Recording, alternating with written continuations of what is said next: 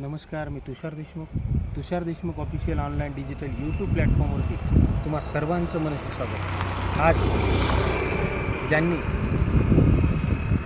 अगदी एका दिवसाचं ज्ञान घेऊन रशियापर्यंत सातासमुद्रापार आपल्या साहित्याची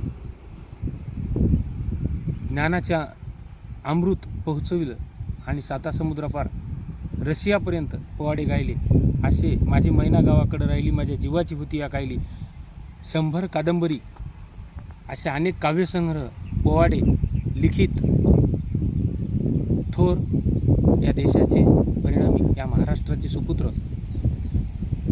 कॉम्रेड लोकशाहीर साहित्य सम्राट अण्णाभाऊ साठे यांची आज जयंती. त्यांच्या जयंतीनिमित्त विनम्र अभिवादन व पुणे परीक्षा परिषद, पुणे शिक्षण आयुक्त कार्यालय यांच्याकडे शिक्षक भरतीच्या पाठपुराव्यासंदर्भात मी तुम्हाला 2 दिवसापासून अपडेट देऊ शकलो नाही, त्याबद्दल सर्वप्रथम दिलगिरी आणि क्षमस्व. मित्रांनो, सद्यस्थितीत शिक्षक भरतीच्या पवित्र पोर्टलवरती पसंतीक्रम अर्थातच टॅब ओपन होण्याच्या आणि प्रेफरन्स देण्याच्या आपण सर्वजण प्रतीक्षेत आहात. तर अशा दृष्टीने आज घडीला सगळी अंतिम कार्यवाही झालेली आहे. परवा जी मीटिंग झाली होती त्यामध्ये मुख्यतः 6 ते 7 दिवस या राज्याचे शालेय शिक्षण सचिव रणजितसिंह देओल साहेब यांनी सर्व संबंधित शिक्षण संचालक, उपसंचालक, उपसचिव, शिक्षण आयुक्त, सहाय्यक शिक्षण आयुक्त या सर्वांची मंत्रालयामध्ये मुंबई येथे बैठक घेतली आणि त्या बैठकीमध्ये शिक्षक भरतीविषयी प्रामुख्याने चर्चा करण्यात आली. आणि जिथे संभ्रम पसरत आहेत आणि काही जण मुद्दामून खोडसाळपणा म्हणून आंतरजिल्हा भरती प्रक्रिया होण्याचे संकेत देत आहेत, त्याला स्पष्ट युवा विद्यार्थी असोसिएशनचा ठाम विरोध राहील.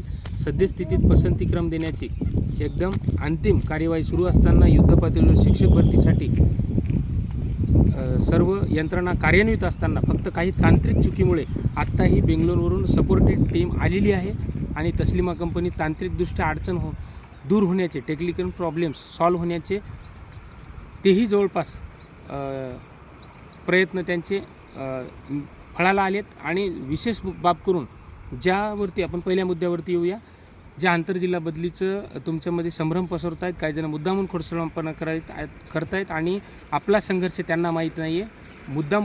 मुद्दामून खोडसाळपणा तेच करतात ज्यांना शिक्षक भरतीचं काही घेणदेण नाही आणि ज्यांनी पाठपुरावा केला नाही. ज्या माणसांनी संघर्ष केला, ज्यांनी पाठपुरावा केला, ज्यांनी आंदोलने केली, ज्यांनी शिक्षक भरतीसाठी प्रत्येक दिवस न दिवस या 1 वर्षामध्ये स्वतःचा खर्ची घातला आहे, त्याला शिक्षक भरतीची किंमत असते. ज्याने त्या गोष्टीसाठी स्वतःचं घाम गाळला आहे, स्वतः परिश्रम घेतले, त्यालाच त्या गोष्टीची किंमत असते.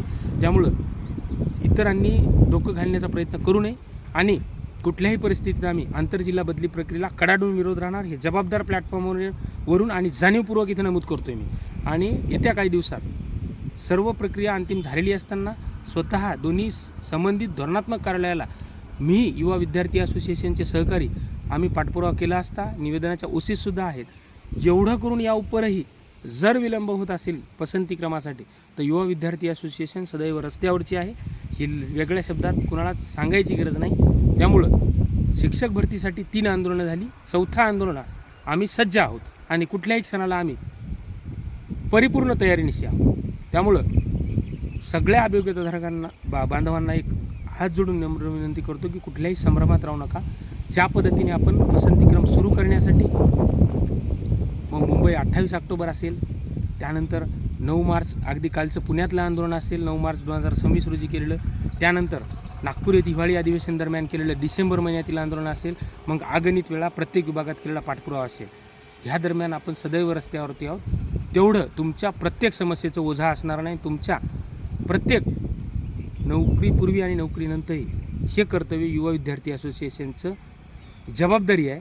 त्यामुळं तुम्ही निश्चिंत राहा, पसंतीक्रम येणारच आहे. कुठल्याही अफवांवर विश्वास ठेवू नका, आपण त्यासाठी समर्थ आहोत. फक्त तुम्हाला हाक दिल्यानंतर तुम्ही पाठपुराव्यासाठी ज्या पद्धतीने आत्तापर्यंत सज्ज झाला, ज्या पद्धतीने वेळोवेळी या भरतीतल्या आंदोलनासाठी 3 वेळा साथ दिली, त्याच पद्धतीनं आत्ता शेवटच्या क्षणाला आपल्याला हक्काच्या नोकरीसाठी आणि लवकरात लवकर शाळेवर रुजू होण्यासाठी शिक्षक म्हणून तर आपल्या